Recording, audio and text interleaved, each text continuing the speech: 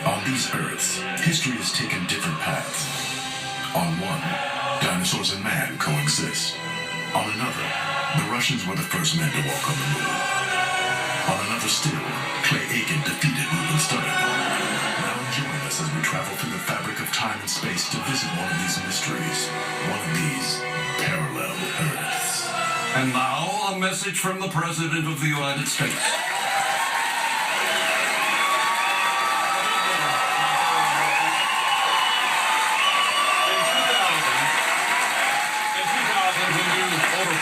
Made the decision to elect me as your 43rd president. I knew the road ahead would be difficult. We have accomplished so much, yet challenges lie ahead. In the last 6 years, we have been able to stop global warming. No one could have predicted the negative results of this. Glaciers that once were melting are now on the attack. As you know, these renegade glaciers have already captured parts of upper Michigan and northern Maine, but I assure you, we will not let the glaciers win. Right now, in the second week of May 2006, we are facing perhaps the worst gas crisis in history. We have way too much gas.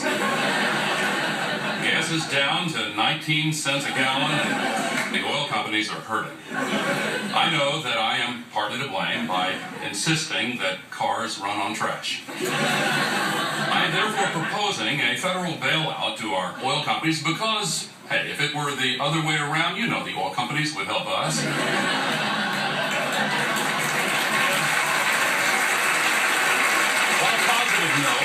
We worked hard to save welfare, fix Social Security, and, of course, provide the free universal health care we all enjoy today. But all this came at a high cost. As I speak, the gigantic national budget surplus is down to a perilously low $11 trillion. And don't get any ideas. That money is staying in the very successful lockbox. We're not touching it. Of course, we could give economic aid to China or lend money to the Saudis again. But right now, we're already so loved by everyone in the world that American tourists can't even go over to Europe anymore without getting hugged. There are some of you who would like to spend our money on some made-up war. To you, I say, what part of lockbox don't you understand? What if there's a hurricane or a tornado?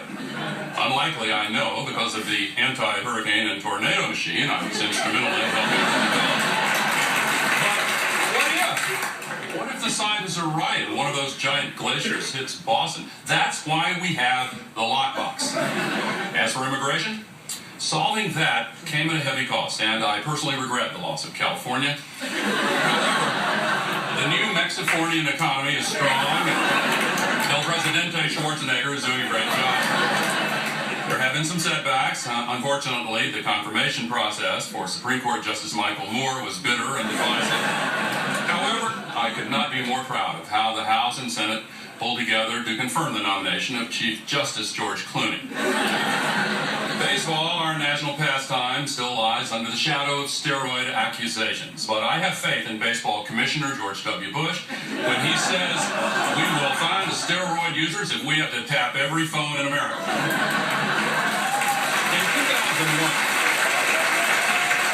In 2001, when I came into office, our national security was the most important issue. The threat of terrorism was real. Who knew that 6 years later, Afghanistan would be the most popular spring break destination? Or that Six Flags Tehran is the fastest growing amusement park in the Middle East? And the scariest thing we Americans have to fear is lies.